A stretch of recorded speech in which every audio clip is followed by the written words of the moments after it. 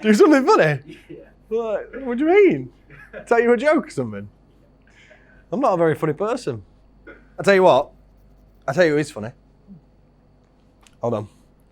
This will be funny. My daughter's way funnier than me. Should I put this near the mic? Hold on.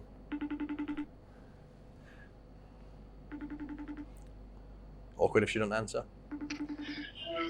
Yo. What? Tell me a joke. You've got good. Tell me a joke. Make me laugh. I would roast you, but my mom said I'm not allowed to burn real fish. Good one, I like it. Toilet. Even funnier, brilliant. I'm going now. You know what she said? I would roast you, but my mum told me I couldn't burn rubbish. Love it. All right. Okay, welcome to number 2 when we're talking about sales, and today we're going to be talking about rapport. When you break rapport down, what we're really talking about is commonality, how you can get things in common with the people that you're communicating with. People buy from people that they like, or who at least they think they're like them. So let's just break those two things down. So people will buy from people that they like, people that they aspire to be like, people that they wish they were like, or people that are like them, that fit in their own little circle of trust. So let's break down some of the people that you're meeting and how you can change and adapt your style to make sure that you can, one, get some good rapport with somebody, but more importantly, how you can get a connection that's going to enable them to want to do business with you. So just for fun, we've got 4 different types of people, and we've used the traffic light signaling theory to just put a bit of fun into it really, so you can help understand and identify, 1, where you are, and 2, where those really difficult people are that you're meeting that you just can't seem to convert. So in this image, whoopah, you can see that there's 4 types of people. We've broken it down into like a traffic light theory just for fun. What you've got to start doing is identifying, 1, which one you are, and 2, which are the difficult personality types that you find that you just can't convert. Either you've got nothing in common, or they dictate the process or the flow of the conversation, or they're too slow for you, whatever that might be. So here we've got the red style, also known as the D. The high D stands for dominant. What these people will naturally do as part of a conversation or a meeting is they'll want to dominate the flow. They're normally quite dictatorial, they normally can be perceived as aggressive, and they're definitely fast-paced. They want results quickly. So if a high D was driving, the first thing is they completely ignore everything that's on the sat nav and just go their way. They'll always go fastest route and ignore it anyway. When the traffic lights start to change and it goes from green to yellow, they'll speed up to get through it as quickly as possible. And the last thing is they want to control the conversation. They don't want to have a conversation, they want to talk about themselves. Again, this doesn't mean that they're narcissistic, it just means the types of person that they are. For me, there's a lot of high D tendencies as part of my behaviour. Dominating and control the conversation, being fairly sort of flamboyant and direct with my opinions. Now, if you were meeting with me, it's important that you let me be that person. So if you're a high D as well and you want to get your story across, we're not going to gel. The second type is a high I style, or an influencer.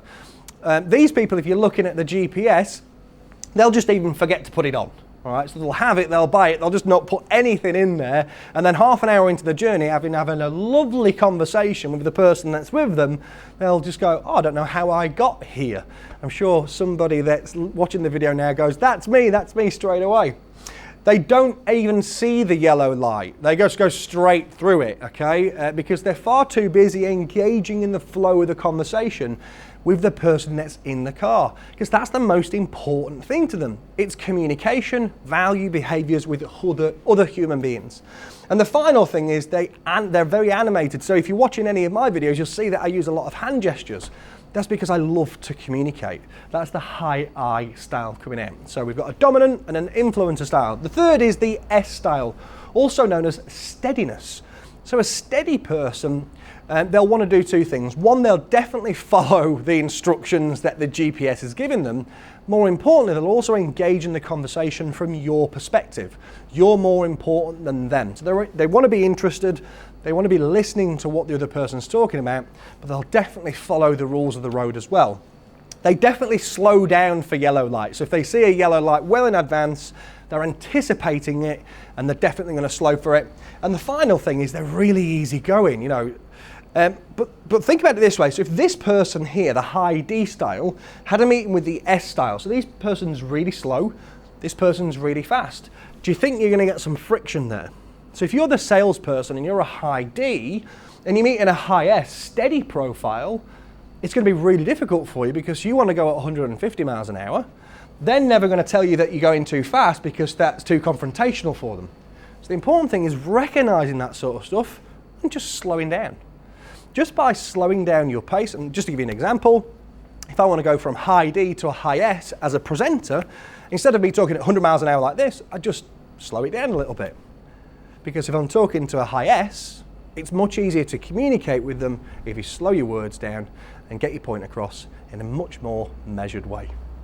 So hopefully you can take a couple of things out of that if you're the high D style. At the same time, if you're the high S style and you're meeting with a high D, you've got to start speeding things up because you've got to go at their pace. You've got to give them the things that they want. And the final thing is a high C style, which is a compliant. These like systems, infrastructure, they like knowledge and time to consider all their options. If you have a sales meeting with people, they want to know all the details. So these will definitely follow the GPS consistently. If the person that sat with them says, actually I know a shortcut, they're not interested in the shortcut, they're just going to follow the system. If there's a system there, they're going to follow it. The actual communication with people is fairly difficult for them. They stop well in advance of the yellow light. In fact, they've gone through these traffic lights for the last 10 years and they can anticipate when it's going to go from green to yellow to red. They're anticipating it 60, 70 meters ahead of schedule. So if they're in a car with a high D, guess what? Gee, that's going to be an interesting conversation. And the final thing is they're extremely quiet and extremely formal. These two people, so this D and the C type characters, are task-orientated people. They're interested at the task at hand. They're not interested in the relationship too much.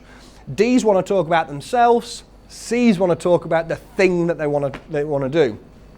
Is and S's are people orientated. They're not interested in the process. They're interested in the communication that you can put across to them.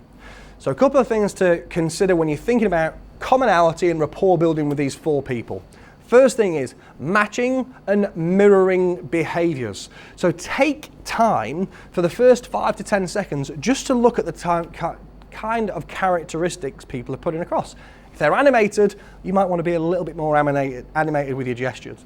If they're louder than you, you might want to meet them a little bit, because commonality, rapport building is so important, because like we said at the beginning, people will buy from people that they like or who are like them.